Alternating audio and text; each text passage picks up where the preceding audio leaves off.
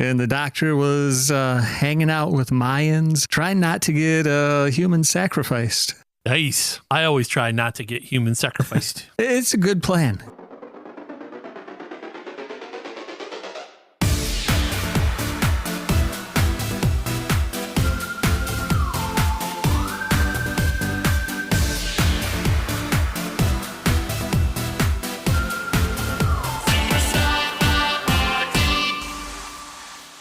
Satellite uplink established. Hey everybody, welcome to this Who-tastic holiday episode of Super Sci-Fi Party, the only podcast where we talk exclusively about fun science fiction movies, TV shows, and more.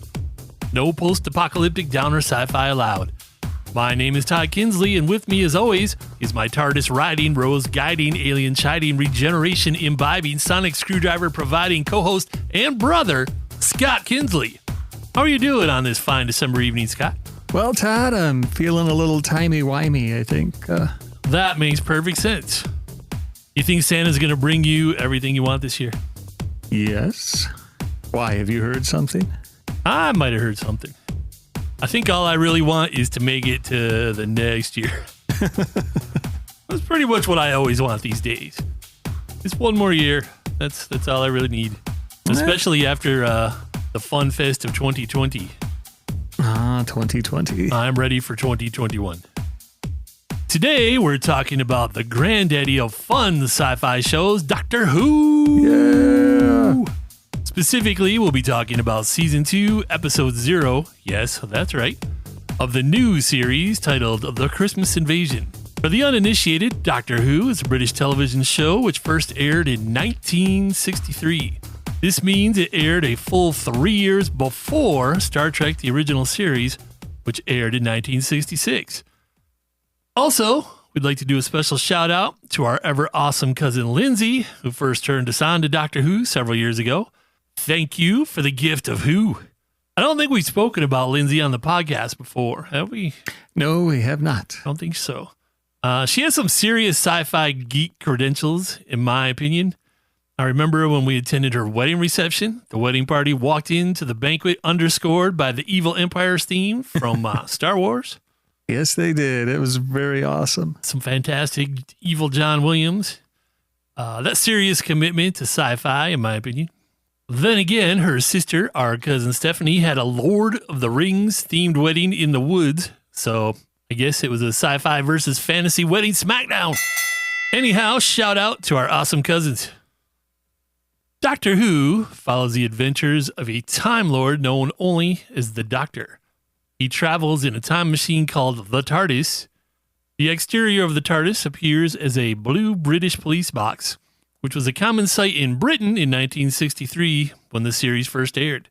Also, the TARDIS travels not only through time but also through space, so Doctor Who can have adventures anywhere and anytime in the universe. Now that's an awesome thought. You could go anywhere and anytime you can imagine.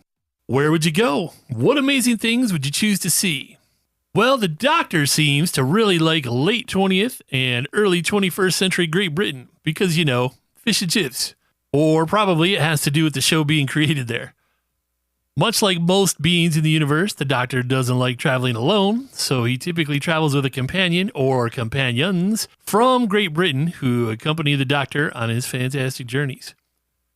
Doctor Who originally aired from 1963 to 1989. Dang. And then, much like Star Trek, it was given a new series in 2005 called Doctor Who: The Next Generation. Just kidding. But that totally should have been the title. And I'll be very honest here and admit that Scott and I are almost exclusively fans of the new Doctor Who series. I think I've only ever seen a handful of episodes from the original Doctor Who series. How about you, Scott?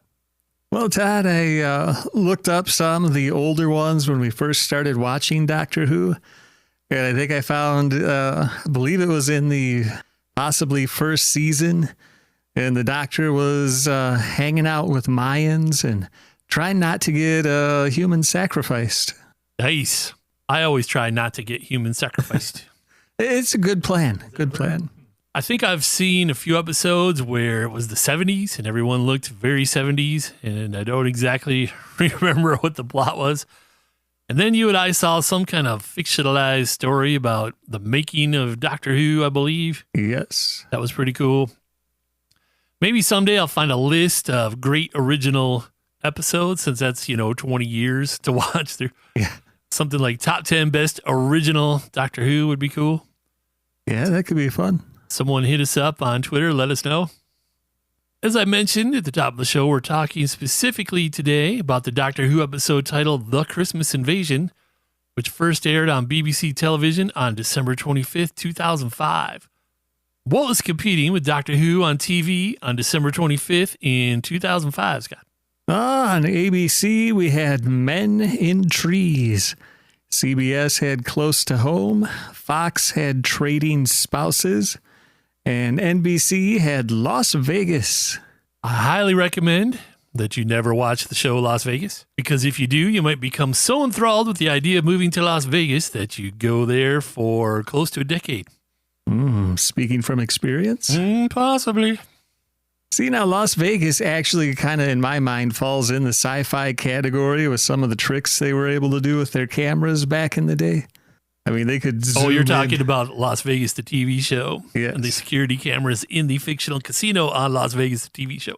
Yes. Yep, they were able to do like infrared scans and see stuff embedded in people's arms. Yeah, if they had that technology, I'm pretty sure the CIA would have taken it from them. Yeah. In honor of the Doctor and the Christmas season, we have put together a new top 10 list for you titled Top 10 Doctor Who Christmas Song Titles. Number 10, it's beginning to look a lot like Torchwood. Number 9, All I Want for Christmas is Rose Tyler. Who doesn't? Wait, actually, who does? Although he doesn't get her, or rather his clone gets her. Does that count? Yeah. Okay, leave it a clone. Number 8, Rocking Around the Rotating Christmas Tree. Number 7, I Saw Jack Harkness Kissing Santa Claus. Number 6, it's the most wonderful Time Lord of the year. Ah, isn't it? Number 5, God Rest Ye Merry Cybermen. Number 4, Go Tell It on the Master. Go tell it on the mast. No. Number 3, Feliz Navidad. Okay, you find a better way to make Dalek fit into a Christmas song title. No, I think that works quite well. Number 2, Rudolph the Red-Nosed Bad Wolf. What? That doesn't even make sense. Nope. Number 1, Let It Snow, Face a Bow. And if you have no idea what some of those references refer to, you need to do some remedial Doctor Who binging. Take 2 seasons and call me in the morning. The Christmas Invasion is a great example of fun science fiction. In fact, the Doctor Who series itself is typically a good example of fun sci-fi. On November 21st, 2013, Nicholas Slayton wrote an article in The Atlantic titled How Doctor Who Survived 50 Years. He said, quote, Doctor Who is uplifting. As dark as the show can get and as high as the body count can rise, which is very high, there's always a sense of joy and discovery there. The Doctor can be manipulative and brooding, but he's always been an explorer first. The show is about saving people and helping others and not getting revenge or hurting someone, and its unabashed love of seeing new things and the best in people makes it fun. The Christmas Invasion was written by Russell T. Davies. It was directed by James Hawes. It stars David Tennant as the Doctor, Billie Piper as Rose Tyler, Camille Coduri as Jackie Tyler, Noel Clarke as Mickey Smith, and Penelope Wilton as Harriet Jones. Before we can dive into the episode, I need to explain something about Doctor Who. Because the series has been airing off and on since 1963, it became necessary to occasionally replace the actor who plays Doctor Who.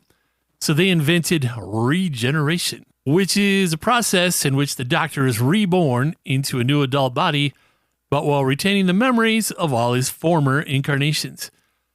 When we start the Christmas Invasion, the Doctor has just been regenerated into a new body, but the regeneration process is not 100% complete, causing the Doctor to be extremely tired and somewhat disoriented. So this episode starts on Christmas Eve in Great Britain, 2005, specifically the London neighborhood of the Doctor's current traveling companion, 20-year-old Rose Tyler. The TARDIS appears, and out stumbles the Doctor, who greets Rose's mother, Jackie, and Rose's boyfriend, Mickey. The Doctor greets them, wishes them Merry Christmas, and then collapses. Rose, Mickey, and Rose's mom, Jackie, bring the Doctor to Jackie's flat. Rose tells her mom and her boyfriend that the Doctor has recently changed bodies and needs rest. We see a wisp of energy leave the Doctor's mouth and float out into space. On the television, we see British Prime Minister Harriet Jones and an underling giving a press conference about their Guinevere 1 space probe, which is about to land on Mars. As we pull out to a view of outer space, however, we see the probe is swallowed up by a large alien ship. Later in the evening, Rose and her boyfriend go Christmas shopping, but they are suddenly attacked by a group of masked Santas. The strange-looking Santas had been playing Christmas carols on brass instruments, but now the horns act as mortars, launching explosives at Mickey and Rose. Oh, and that alert indicates this was one of my top 3 fun moments from the Christmas invasion. Scott and I are both former old-school band geeks, so this one was really a no-brainer as far as top fun moments go. I can't think of anything more fun than shooting mortars out of band instruments. How about you? Oh, that would be very fun, yeah. Definitely some audience members needed to be mortared at some of our shows. Well, it's definitely something to see in the context of a Christmas special. You just don't see it happen all that often. Yep, and it does, get to a point with Doctor Who. If you ever find yourself in an episode of Doctor Who and anyone or anything is wearing a mask, it is probably out to get you. Masks are bad, King. Mickey and Rose manage to escape when the tube of mortar brings down a large Christmas tree on top of the Santas.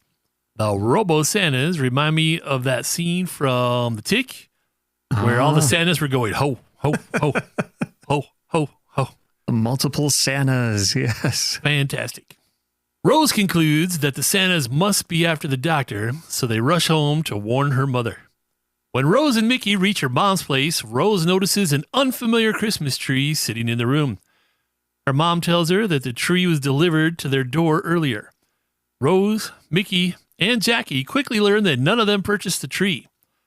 Suddenly, the tree springs into action and starts spinning around like a top, and a cheerful rendition of Jingle Bells plays. The razor-sharp branches of the tree start to rip apart anything they hit as the tree spins violently. Rose, Jackie, and Mickey retreat to the bedroom, but the murderous tree begins to follow and bursts through the bedroom door. Jackie cries out in terror. Oh, and that alert indicates this is one of my top 3 fun moments from Doctor Who, The Christmas Invasion. Oh, and that alert indicates that it is also one of Scott's. So we'll let you talk about this one first, Scott. What does Jackie say? Yeah, Jackie's Rose's mom there, Todd. She had, in my opinion, one of the best lines. And she, as they're running away, she's like, I'm going to get killed by a Christmas tree. Her presentation of it was just beautiful. It was very comedic. Yeah, very comedic line. I've never heard a better one in a Christmas episode on any show, let alone a sci-fi show. The whole idea of a killer Christmas tree is fantastic. And there's not a lot to say about it if you haven't seen it. It's definitely worth checking out the episode just for that scene alone. As Scott said, Jackie's next line is, I'm going to get killed by a Christmas tree. With everyone in terminal peril, Rose calls out to an unconscious Doctor for help.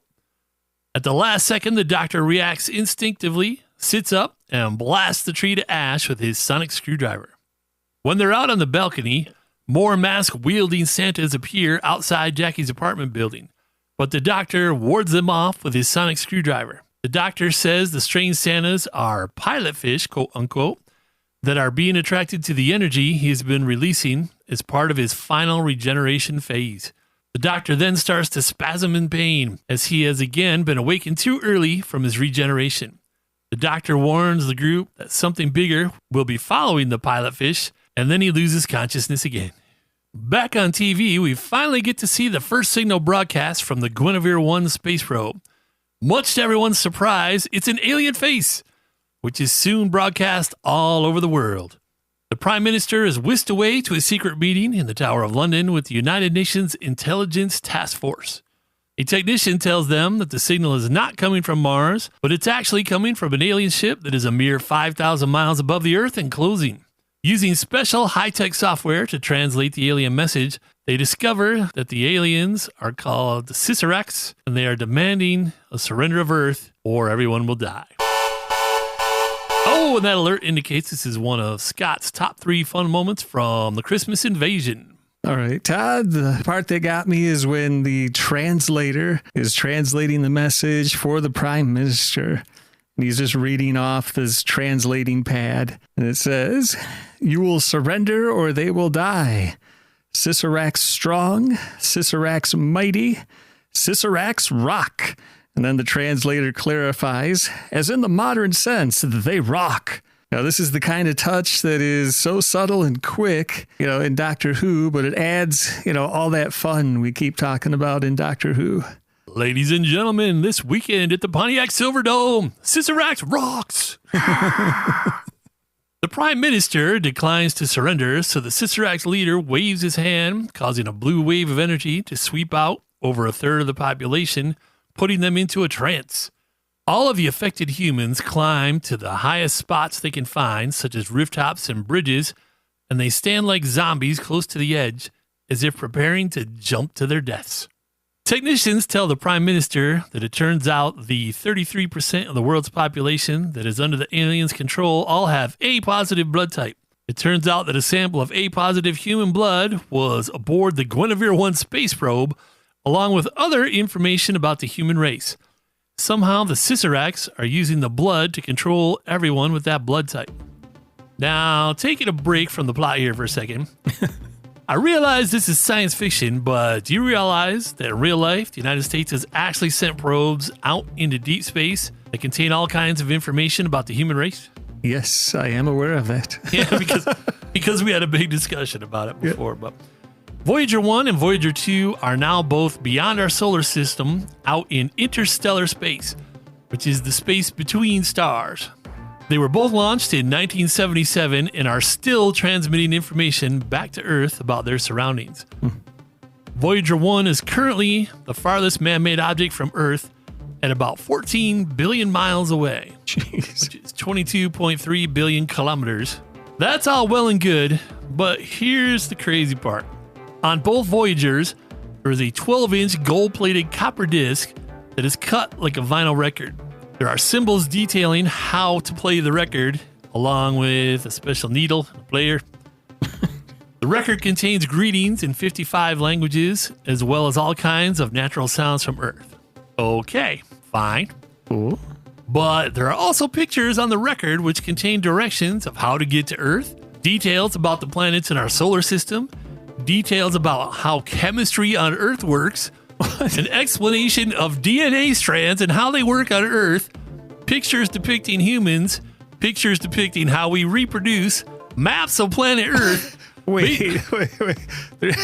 There's scientific porn on there that shows people reproducing? It doesn't show them in the act, but it shows that we're vertebrates that have a million infants and the whole... Yeah.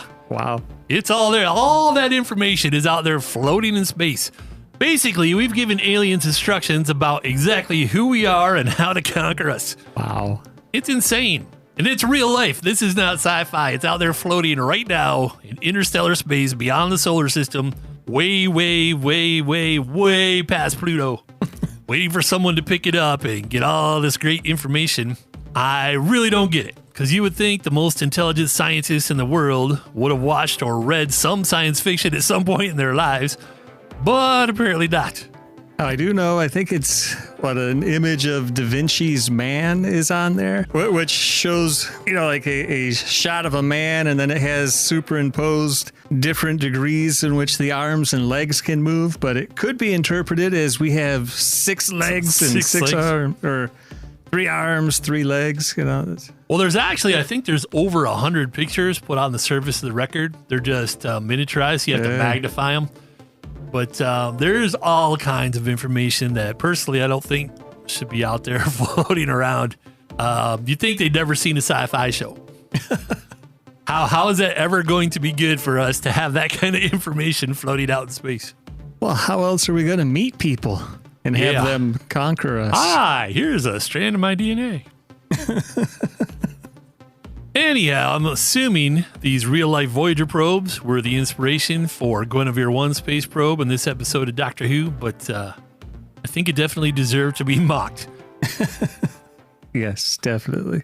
Back in Doctor Who's The Christmas Invasion episode, the British Prime Minister goes on TV and puts out a desperate call for help from the Doctor, but of course, he never hears the message because he's still unconscious. The shockwave of the giant Scissorax ship entering Earth's atmosphere shadows windows all throughout London and possibly beyond.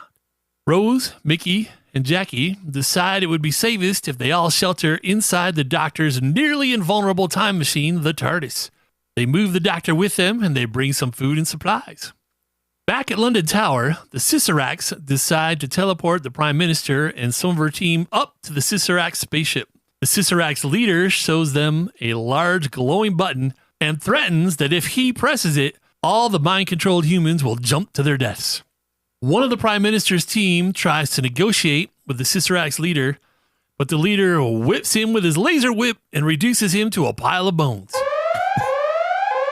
Oh, and that alert indicates this is one of my top 3 fun moments from the Christmas Invasion, strictly because the guy that got laser whipped and turned a pile of bones was also the guy that thought it was a brilliant idea to put A-positive blood in the space probe that they're now using to control Earth. So karma.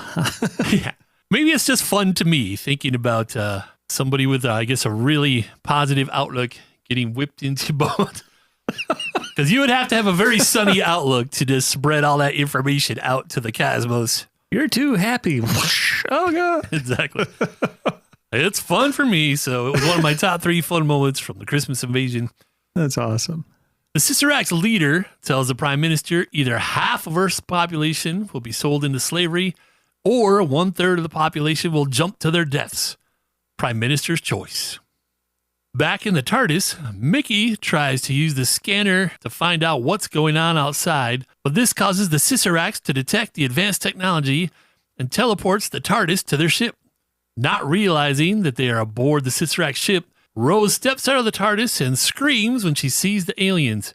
Mickey rushes out after her, dropping the flask of tea he was holding, which spills and starts dripping through the grills at the base of the console next to the Doctor's unconscious body.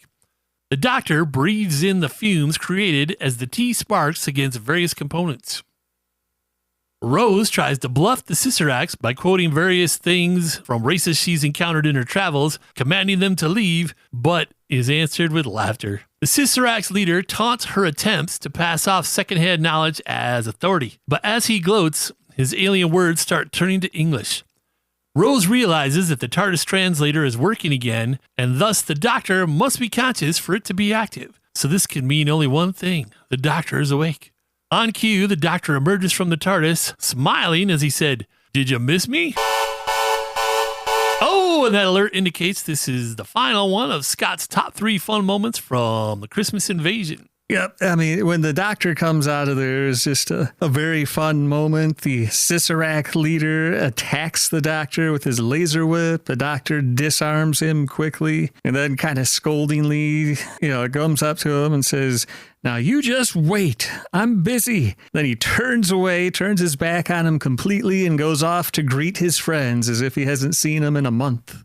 The Doctor does easily defeat the alien leader's energy whip and his staff. The Doctor recognizes the technology that the Scissorax are using to control 1/3 of the humans on Earth is called quote-unquote blood magic. He informs them that they can't actually make the humans jump to their deaths because their survival instinct is too strong.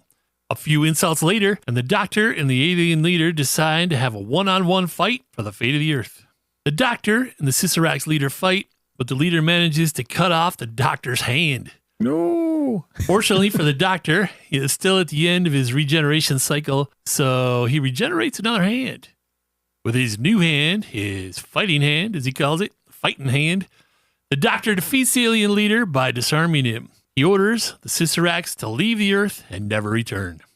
As in most action shows, when the Doctor turns his back to walk away from the defeated leader, the alien springs up to attack him. The doctor calmly throws a piece of fruit found in his jacket at a control button, and a section of the ship opens up, causing the Scissorax leader to plummet to his death. The doctor gives the Scissorax army one more stern warning that the Earth is defended, so the monsters should stay away, and sends them on their way back to their planet. Unbeknownst to the doctor and his friends, the British Prime Minister has been in contact with a secret alien defense project on Earth called Torchwood. The Prime Minister suddenly tells Torchwood to fire at the retreating Scissorax ship. Giant lasers shoot overhead, destroying the retreating spacecraft. The doctor glares at the Prime Minister and tells her he should have had the Scissorax tell the universe that the monsters are coming, the human monsters. Like most episodes of Doctor Who, the show ends on an upbeat note, with the Doctor and Rose saying goodbye to Jackie and Mickey and entering the TARDIS so they can go back to exploring time and space together. So that's Doctor Who's The Christmas Invasion. Yeah! If you're looking for a lighthearted sci-fi Christmas adventure, this episode of Doctor Who is definitely for you. I believe it's currently streaming on HBO Max because you know you're dying to subscribe to yet another streaming service, right? Right. Yeah. Of course, we are already subscribed because HBO Max is going to be dropping the new Wonder Woman movie on Christmas Day. Yeah. So if you are in the same boat, you might want to check out the Christmas Invasion episode of Doctor Who. You have anything else to say about Doctor Who, the Christmas Invasion, Scott? No, it was awesome. Check it out. Doctor Who, especially the Next Generation, as we're dubbing it. They seem to like doing Christmas specials every year, and each one is unique and fun in its own right. So check them all out. Yeah, this is actually the first Christmas special, at least of the new series, and they definitely started out strong. And I think the subsequent ones are all pretty strong as well. If you have any questions, comments, or marriage proposals for us stemming from this episode of Super Sci-Fi Party, please hit us up on Twitter or our website or via email at party@superscifiparty.com. That's party@superscifiparty.com. Also, if you have any suggestions of fun sci-fi that you'd like to hear on Super Sci-Fi Party, please hit us up. We'd love to hear them. If you enjoyed this episode of Super Sci-Fi Party, please share it with a sci-fi loving friend. It would mean the world to us. So, Scott, how do you think our plan to say each other's first names a lot to help the listeners figure out who we are went? Well, Todd, it felt a little awkward, but I think it worked. Scott, I think it was completely natural. Yes, I do agree. Thank you, Scott. You're like welcome. it when Scott agrees with me, Todd, about things that Scott and Todd are discussing. You're welcome, Todd. Thank you, Scott. For Super Sci-Fi Party, I'm Todd Kinsley. And I'm Scott Kinsley. And we are wishing you and yours a sci-fi fabulous holiday season. We will see you in 2021. But before we go, I'd like to remind you the immortal words of Doc Brown from Back to the Future. The future is what you make of it. So make it a good one. Feliz Navidad, everyone. Yep.